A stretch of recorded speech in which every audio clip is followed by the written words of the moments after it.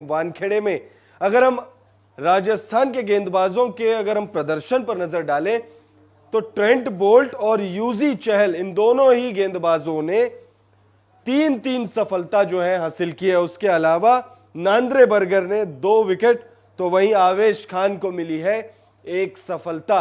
Mumbai Indians इस मुकाबले में यानी आईपीएल 2024 के मैच नंबर 14 में मात्र 125 रन बना सकी और राजस्थान रॉयल्स को इस मुकाबले को जीतने के लिए 126 रनों का टारगेट दिया है। आपको बता दें कि मुंबई इंडियंस और राजस्थान रॉयल्स के बीच में ये जो मुकाबला खेला जा रहा है, दोनों ही टीमों का इस सीजन ये तीसरा मुकाबला है।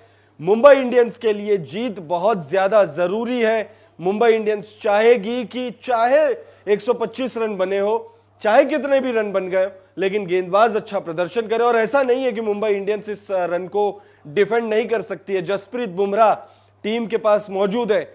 अगर जसप्रीत बुमराह ने जिस तरीके से ट्रेंट बोल्ट ने शुरुआत दिलाई थी, अगर वैसी स्टार्ट मुंबई इंडियंस को जसप्रीत बुमराह दिला देते हैं तो हम सब जानते हैं कि भाई बुमराह कर क्या सकते हैं। बुमराह 1-2 ओवर में ही मैच को पूरी तरह से पलट कर रख सकते हैं, लेकिन उसके लिए भी कप्तान हार्दिक पांड्या को उन्हें पहला ओवर देना होगा। वरना कप्तान हार्दिक पांड्या हम सब देख चुके हैं कि जब से कप्तानी मिली है किस तरीके के वो फैसले ले रहे हैं। बुमराह आपके पास मौजूद है, आप बुमराह से पहला ओवर नहीं करा रहे हो, आप मफाका से पहला ओवर करवा रहे हो, आप खुद आ जा रहे हो दूसरा ओवर करने के लिए और फिर आप जसप्रीत बुमराह से ओवर करवा रहे हो। तो हार्दिक पांड्या है भाई, कुछ भी हो सकता है।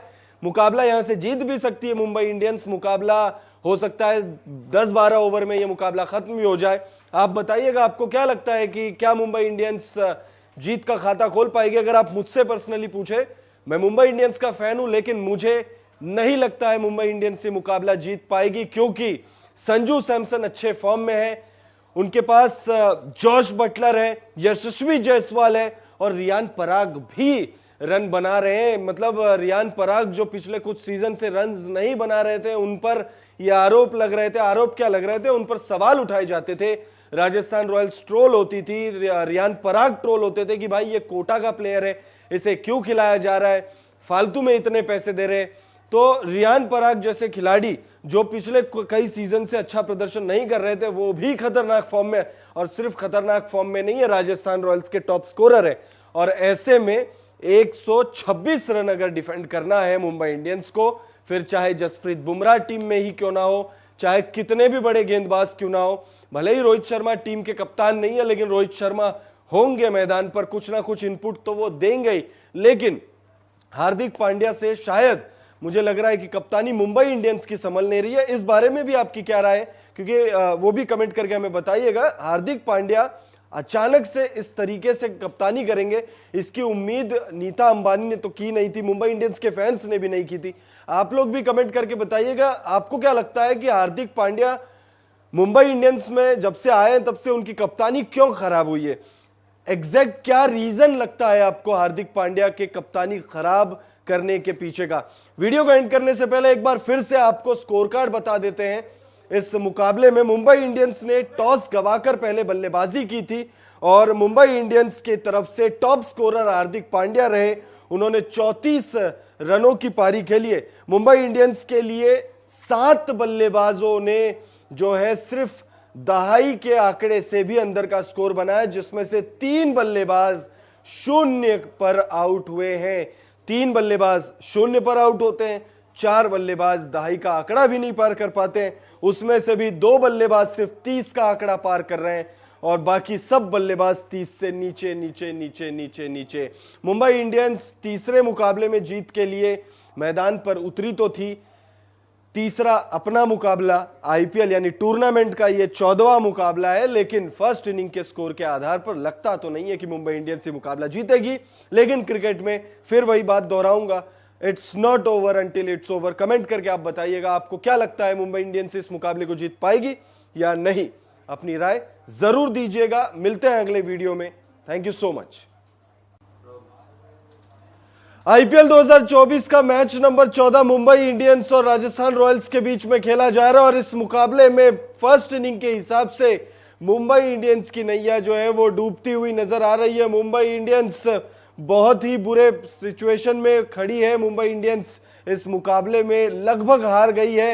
ये हम बात इसलिए कह रहे हैं, देखिए क्रिकेट में एक बात कही जाती है कि it's not over until it's over, but Mumbai Indians के लिए ऐसा लग रहा है इट इज कंप्लीटली ओवर, क्योंकि मुंबई इंडियंस के बल्लेबाजों ने बल्लेबाजी नहीं करी है। मुंबई इंडियंस के बल्लेबाजों ने सिर्फ एक दूसरे को बुलाया है, और ऐसा लग रहा था जैसे गली क्रिकेट में आप लोगों ने देखा होगा कि भाई मैं भी जाऊंगा बल्लेबाजी करने, मैं भी जाऊंगा बल्लेबाजी करने, अरे मुझे भी बैटिंग करनी है, मुझे भी बैटिंग करनी है।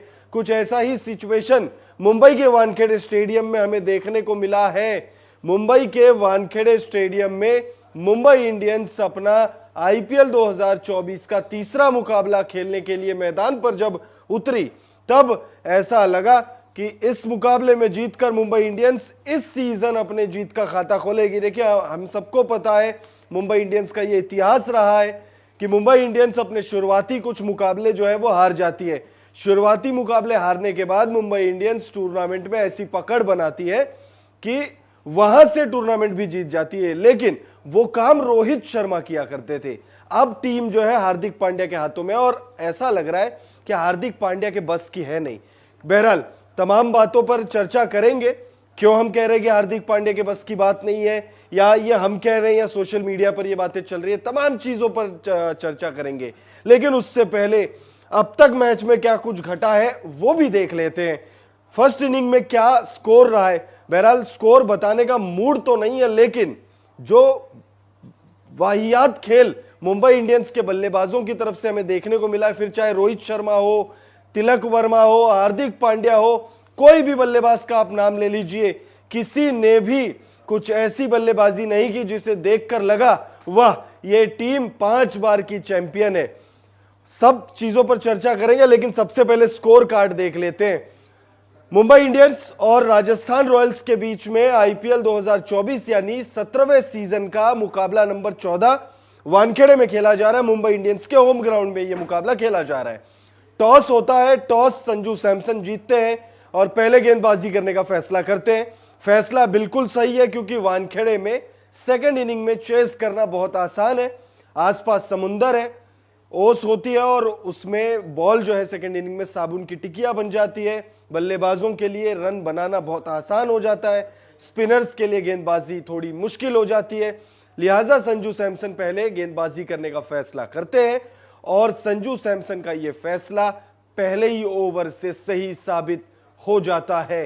जब पहले ही ओवर में ट्रेंट बोल्ट आखिर के पहले ओवर के आखिर की दो जो गेंदें हैं, यानी 5वीं और 6ठी गेंद, उस पर मुंबई इंडियंस के 2 बल्लेबाजों को पवेलियन की राह जो है वो दिखा देते हैं। एक बल्लेबाज रोहित शर्मा और दूसरे बल्लेबाज नमन धीर। मुंबई इंडियंस इस मुकाबले में 125 रनों पर जो है सिमट गई, सिमटी तो नहीं, 9 विकेट गिर गए, 10 के 10 विकेट नहीं गिरे। मुंबई इंडियंस के बल्लेबाजों को सिर्फ इस बात की खुशी होगी कि चलो कम से कम न्यूज में या खबरों में यह नहीं आएगा कि हम सिमट गए। सिमटे नहीं है, लेकिन 125 रन ही उन्होंने बनाए, 126 रन बनाने। अगर हम बैटिंग स्कोर कार्ड की बात करें तो मुंबई इंडियंस के लिए सबसे ज्यादा हार्दिक पांड्या ने रन बनाए। शुरुआत से अगर हम देखें तो ईशान किशन 14 गेंदों में 16 रन बनाकर वो आउट हुए, 2 चौका और 1 सिक्स उनके बल्ले से हमें देखने को मिला। रोहित शर्मा, नमन धीर और डिवॉल्ट ब्रीविस तीनों ही बल्लेबाज खाता तक नहीं खोल पाए। रोहित शर्मा को देखा देखी तो बाकी 2 बल्लेबाज जो हैं वो अपना खाता तक नहीं खोल पाए। उसके बाद अगर हम देखें तो तिलक वर्मा और हार्दिक पांड्या के बीच में थोड़ी अच्छी पार्टनरशिप हमें देखने को मिली। दोनों ही बल्लेबाजों के बीच में ऐसा लग रहा था, जब 4 विकेट गिर भी गए थे तब लग रहा था कि ये दोनों बल्लेबाज मिलकर कुछ अच्छी पारी खेलेंगे और हो सकता है 150, 160, 170, 180 जो कि एक सम्मानजनक स्कोर होता वो खड़ा कर देगी। लेकिन तिलक वर्मा 32 रन बनाकर आउट हो जाते हैं, 29 गेंदों का सामना करके 2 छक्का उन्होंने लगाया, और हार्दिक पांड्या 21 गेंदों में 34 रन वो बनाते हैं। एक भी सिक्स उन्होंने नहीं लगाया, आधा दर्जन चौका उनके बल्ले से हमें देखने को मिला। पीयूष चावला आते हैं उसके बाद बल्लेबाजी करने के लिए।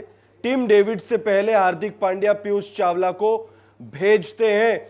अब इस पर भी कई लोगों के मन में सवाल था कि भाई टीम डेविड आपके पास मौजूद है तो पीयूष चावला को आपने क्यों भेजा है। वो भी आपको बताते हैं कि उसके पीछे क्या मंशा रही होगी हार्दिक पांड्या की। लेकिन पीयूष चावला 3 रन बनाकर आउट होते हैं 6 गेंदों का सामना करके। फिर टिम डेविड आते हैं, टिम डेविड 24 गेंदों में 17 रन बनाकर आउट हो जाते हैं।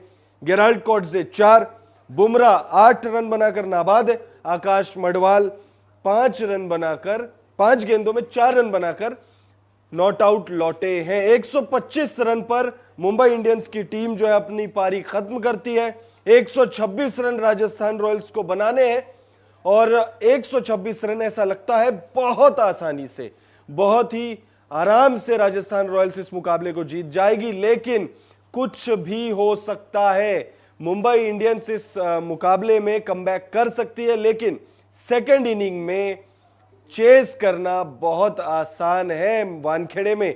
अगर हम राजस्थान के गेंदबाजों के अगर हम प्रदर्शन पर नजर डालें तो ट्रेंट बोल्ट और यूजी चहल इन दोनों ही गेंदबाजों ने 3-3 सफलता जो है हासिल की है। उसके अलावा नांद्रे बर्गर ने 2 विकेट, तो वहीं आवेश खान को मिली है 1 सफलता। मुंबई इंडियंस इस मुकाबले में यानी आईपीएल 2024 के मैच नंबर 14 में मात्र 125 रन बना सकी और राजस्थान रॉयल्स को इस मुकाबले को जीतने के लिए 126 रनों का टारगेट दिया है। आपको बता दें कि मुंबई इंडियंस और राजस्थान रॉयल्स के बीच में ये जो मुकाबला खेला जा रहा है, दोनों ही टीमों का इस सीजन ये तीसरा मुकाबला है।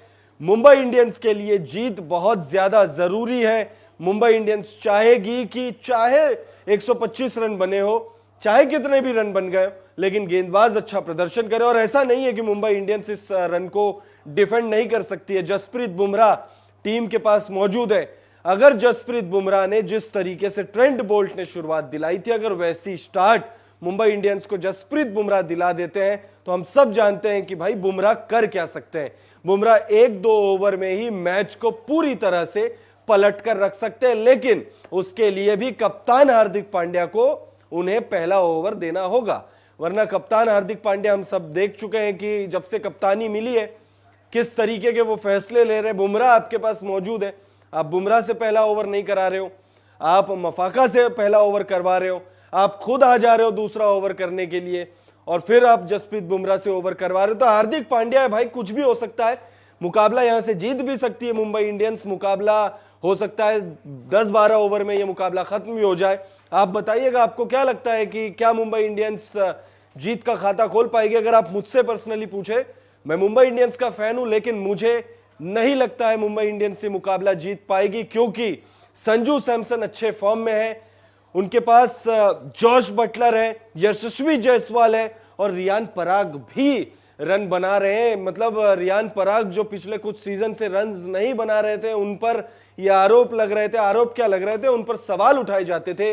राजस्थान रॉयल्स ट्रोल होती थी, रियान पराग ट्रोल होते थे कि भाई ये कोटा का प्लेयर है, इसे क्यों खिलाया जा रहा है, फालतू में इतने पैसे दे रहे। तो रियान पराग